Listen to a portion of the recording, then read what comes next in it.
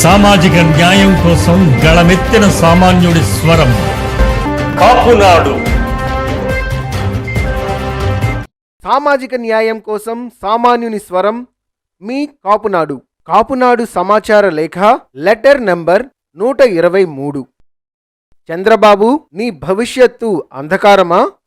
చంద్రబాబు నాయుడు కబంధ హస్తాల్లో నుండి తెలుగుదేశం పార్టీని విముక్తం చేసే ఆలోచనతోనే బాలయ్య ఒక వ్యూహాత్మకంగా ఆలోచించి తన రాజకీయ వారసుడు నారా లోకేష్ను కలుపుకొని రాష్ట్ర వ్యాప్తంగా అన్ని నియోజకవర్గాల స్థాయిలో అందరికీ ఆరోగ్యమస్తు, ప్రతి ఇంటికి శుభమస్తు పథకంతో పాటు అన్న క్యాంటీన్లను తిరిగి ప్రారంభించాలనే ఒక ప్రణాళికను సిద్ధం చేసుకున్నారు.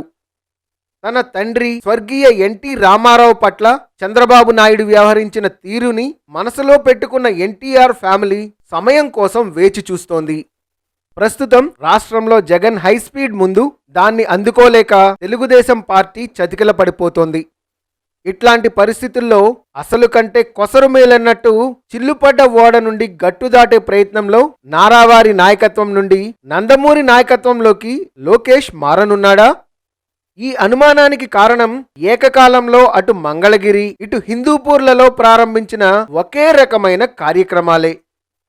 సరిగ్గా గమనిస్తే పేర్లు బొమ్మలు మాత్రమే వేర్వేరు, కానీ రెండు కార్యక్రమాలు ఒక్కటే. హిందూపూర్లో బాలయ్య పెట్టిన ఎన్టీఆర్ ఆరోగ్య రథంపై చంద్రబాబు బొమ్మ లేకపోవడం పైన చెప్పుకున్న విషయాన్ని మరింత బలపరుస్తుందని వేరే చెప్పనవసరం లేదు. తెలుగుదేశం పార్టీని తిరిగి అధికారంలోకి తీసుకొచ్చే ఆలోచనలను పదును పెట్టలేని స్థాయిలో చంద్రబాబు నాయుడు ఉండటం, తను ఎవ్వరినీ నమ్మకపోవడం, గతంలో యూజ్ అండ్ త్రో పాలసీతో చంద్రబాబు వ్యవహరించడం వల్ల దానిలో నష్టపోయిన వాళ్లందరూ తెర వెనుక ఏకమై చంద్రబాబుకు విశ్రాంతి కావాలి అనే నినాదంతో మూలన కూర్చోబెట్టనున్నారా? శాసనసభ నియోజకవర్గాలకి జిల్లా ఇన్ఛార్జీలుగా ఇటీవల నియమించిన బాధ్యులందరితో సమావేశాన్ని త్వరలో ఏర్పాటు చేయనుంది తెలుగుదేశం పార్టీ. గతంలో చంద్రబాబు అధికారంలో ఉండగా అధికారాన్ని అనుభవించిన వారందరినీ సేఫ్ పాకెట్లో పెట్టి కొత్తగా బలిపశువులు చేయడానికి కాపు, దళిత, బీసీ, మైనార్టీలను ముందుకు నెడుతున్నారు. తెలుగుదేశం పార్టీ అధికార ప్రతినిధులుగా అనేక కులాల వాళ్లు ఉన్నా ఎక్కువ శాతం పచ్చ మీడియా ప్రోత్సహించే కమ్మ సామాజిక వర్గ అధికార ప్రతినిధులకే అవకాశాలు ఇస్తున్నారు. దీని వలన పచ్చ మీడియా చంద్రబాబుకు సాయం చేయకపోగా నష్టం చేకూరుస్తుంది.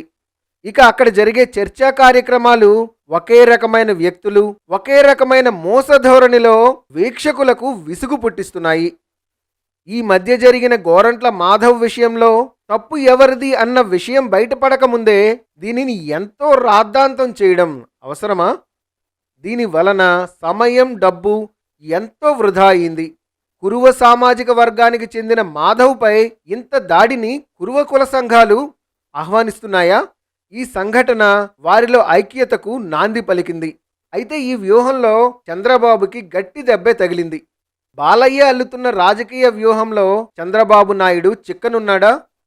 ముందు ముందు జరిగే చిత్ర విచిత్రాలే దీనికి సరైన సమాధానం చెబుతాయి.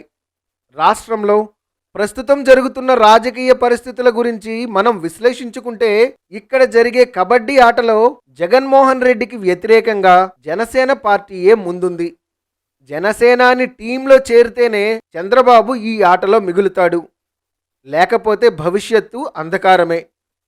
ఇప్పటికైనా చంద్రబాబు గత తప్పులను సరిదిద్దుకొని పశ్చాత్తాపపడి వేదాంత ధోరణిలో ఆలోచించి తనతో పాటు ఉన్న రాజకీయ నాయకులు కానీ, రాజకీయ వారసులు కానీ, అభిమానులు కానీ, కార్యకర్తలు కానీ వారి భవిష్యత్తుని దృష్టిలో పెట్టుకొని వ్యవహరించాల్సిన సమయం ఆసన్నమైంది. వీటన్నింటికి ఒక్కటే పరిష్కారం. పైన ఉదహరించినట్లుగా పవన్ కళ్యాణ్ నాయకత్వాన్ని అంగీకరించి రాష్ట్రంలో రాజకీయ శూన్యతను పూడ్చాలని విశ్లేషకులు చెప్తున్నారు. తస్మాత్ జాగ్రత్త. గాళ్ల సుబ్రహ్మణ్యం, కాపునాడు జాతీయ అధ్యక్షులు. Please subscribe our channel.